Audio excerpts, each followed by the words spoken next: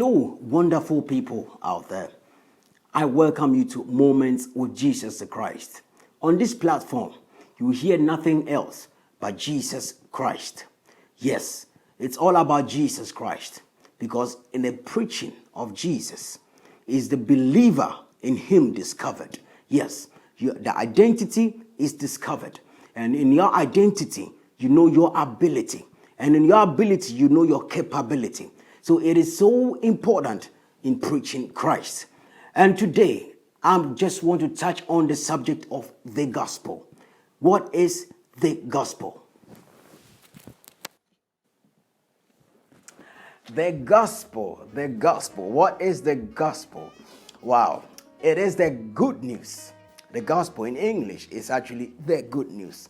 But what kind of good news? Because, of course, if you win a lottery, it's a good news.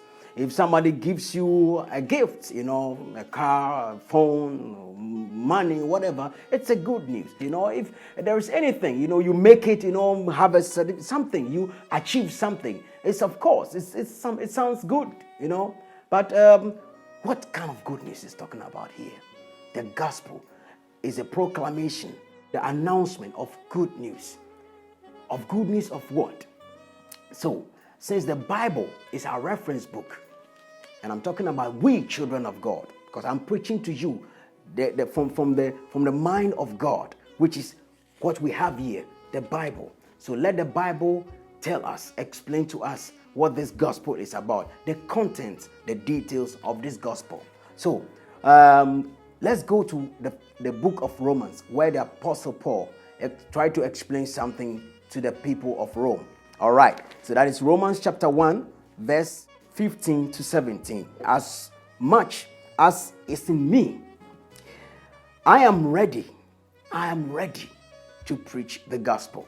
So if you are a minister out there hearing me, if you are somebody who would want to share anything about God, there is no other way to share anything.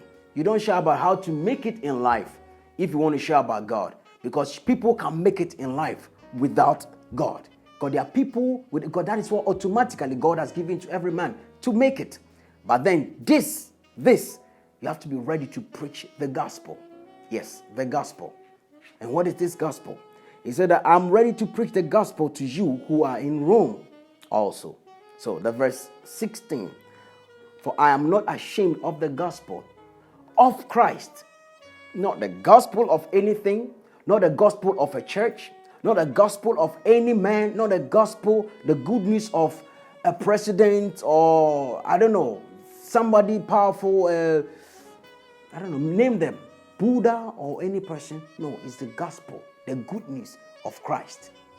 Yes, that is he's talking about. I'm taking that slowly so that you understand what is being said here. Because we don't rush the Bible. This is what people do. You end in quick error when you rush the Bible. Let's take it slowly. Let's take it and digest everything in it. For he said that I'm not ashamed of the gospel of Christ. For it is, what is? The gospel is the power of God. It is the power of God. You want power? You know what power is? It's in the gospel. That is the power of God to do what? To salvation. Is the power of God. And this power from the original text of Greek is dunamis. Dunamis. Dunamis is a root word of the English word dynamite.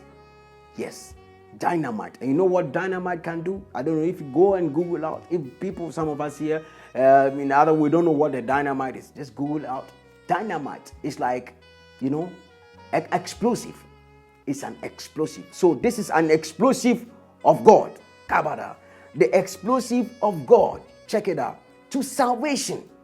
So if anybody is talking about any form of salvation and it's not talking about the gospel, it means it's not having the power, because the only thing that can save you is the gospel. Because in the gospel is the power of God.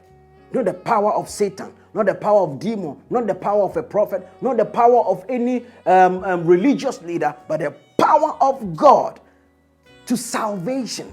Salvation. Salvation. It means to be saved. Saved from condemnation. Saved from judgment. Saved from destruction.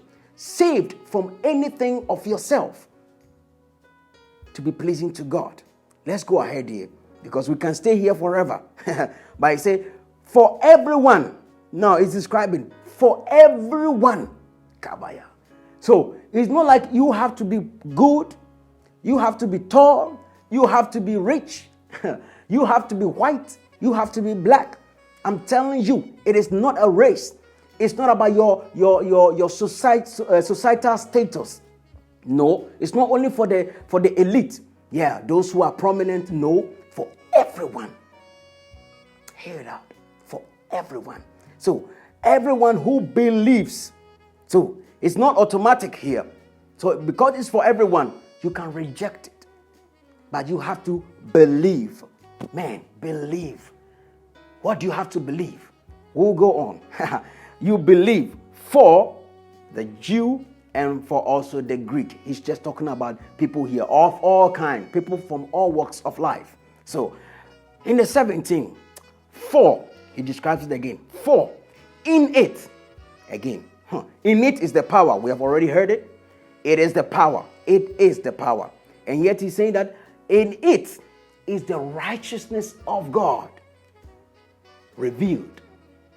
The righteousness of God, not the righteousness of man, not the righteousness of anybody, but the righteousness of God is revealed, is made known. The righteousness of God is made known. And from faith to faith. What kind of faith? Faith in yourself.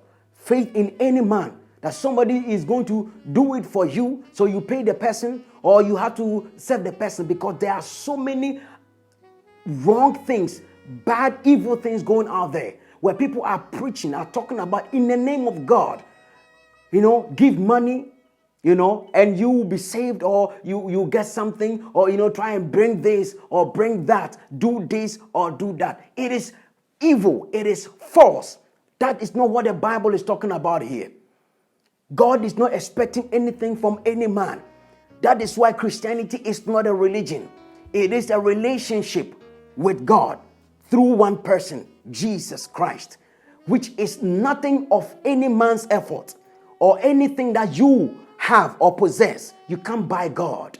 You can't buy salvation. You can't do anything. Who are you? Who am I? Do you understand what the Bible is saying here? So let's go ahead.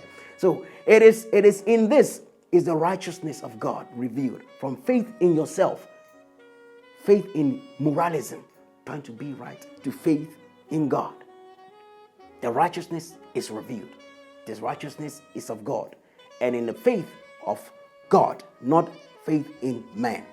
So, and it said the just shall live by faith. Because when you are justified, when you believe here, you are justified. And as being justified, you live by this faith of God, which is revealed in the righteousness, which is in the gospel. Are you understanding what the Bible is saying? I just want to let you know, it's talking about the same thing here.